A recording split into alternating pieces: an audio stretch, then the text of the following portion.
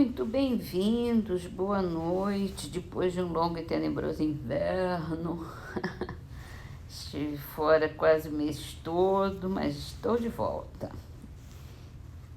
E vamos começar com o livro Agenda Cristã de André Luiz, psicografado por Chico Xavier, com a mensagem titulada Respostas à Pressa. Guarde o equilíbrio.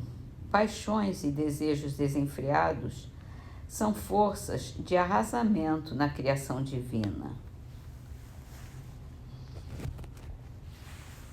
Harmonia e equilíbrio é o que temos que cultivar na nossa vida. Livro dos Espíritos, nós paramos na pergunta 57, que fala da criação o capítulo é a criação, no item pluralidade dos mundos. A gente leu a pergunta se os globos são habitados, e eles falaram, o Espírito de Verdade respondeu que sim, que se a constituição física dos globos é a mesma, ele falou que não se assemelham. E aí vem a pergunta: não sendo uma só para todos a constituição física dos mundos, então eles têm organizações diferentes, os seres que habitam esses mundos? Sem dúvida, do mesmo modo que no céu os peixes são feitos para viver na água e os pássaros no ar. É claro, com a constituição diferente, não se respira oxigênio, não se respira hidrogênio, vai se respirar outra coisa. A constituição de cada espírito é diferente, a constituição física do corpo é diferente, se houver corpo, e todo mundo é diferente. Então, a constituição física determina a organização também dos seres que os habitam. No livro que é o Espiritismo, nós estávamos lendo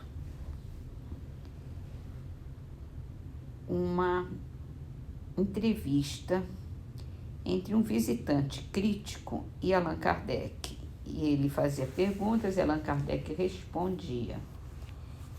E a gente dá continuidade agora. O visitante pergunta: então, no seu entender, a crítica não serve para nada? A opinião pública não vale nada?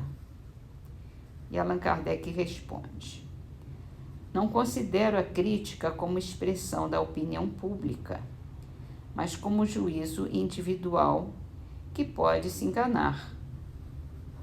Leia a história e verá quantos trabalhos importantes foram, ao aparecer, criticados, sem que isso os excluísse do número das grandes obras. Quando, porém, uma coisa é má, não há elogio que a torne boa. Se o Espiritismo é uma falsidade, ele cairá por si mesmo. Se, porém, é uma verdade, não há diatribe que possa fazer dele uma mentira. Ao nosso modo de ver, seu livro não será mais que uma apreciação pessoal. A verdadeira opinião pública decidirá da justeza dos seus conceitos. Procurarão examinar, se mais tarde reconhecerem que se enganaram, seu livro se tornará ridículo, como os que não há muito foram publicados contra as teorias da circulação do sangue, da vacina, etc. Esquecia-me, porém, que ia tratar a questão ex professo, o que equivale a dizer que a estudou sob todas as suas faces, que viu tudo o que se pode ver, leu tudo o que sobre a matéria se escreveu, analisou e comparou as diversas opiniões, que se achou nas melhores condições de observação pessoal, que durante anos lhe consagrou vigílias, em suma, que nada desprezou para chegar à verdade. Devo crer que tal se deu, se é um homem sério, porque somente aquele que fez tudo isso pode dizer que fala com conhecimento de causa. Que juízo formaria de um homem que, sem conhecimento de literatura, sem ter estudado pintura, se erigisse em censor de uma obra literária ou de um quadro?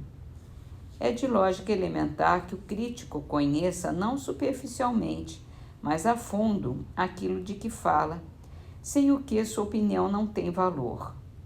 Para combater um cálculo é necessário opor-se-lhe outro cálculo, o que exige saber calcular. O crítico não se deve limitar a dizer que tal coisa é boa ou má. É preciso que justifique a opinião por uma demonstração clara e categórica, baseada sobre os princípios da arte ou ciência a que pertence o objeto da crítica. Como pode fazê-lo quando não conhece esses princípios? Não tendo ideia da mecânica, poderá apreciar as qualidades ou os defeitos de determinada máquina? Não. Pois bem, seu juízo acerca do espiritismo, que aliás não conhece, não pode ter mais valor que o que nas condições acima emitisse sobre a aludida máquina. A cada passo seria apanhado em flagrante delito de ignorância, porque aqueles que têm estudado a matéria verão logo que a desconhece, de onde concluirão que não é um homem sério ou que age de má fé, expondo-se, portanto, a receber, quer noutro caso, desmentido pouco lisonjeiro ao seu amor próprio. E a gente continua amanhã. Vamos encerrar então com uma citação de Emmanuel, que está no livro Perdão e Vida, psicografado por Chico Xavier. A lei é tão segura para aquele que cerra aos outros as portas do socorro fraterno, quão generosa para quem estende o coração repleto de amor no serviço aos semelhantes.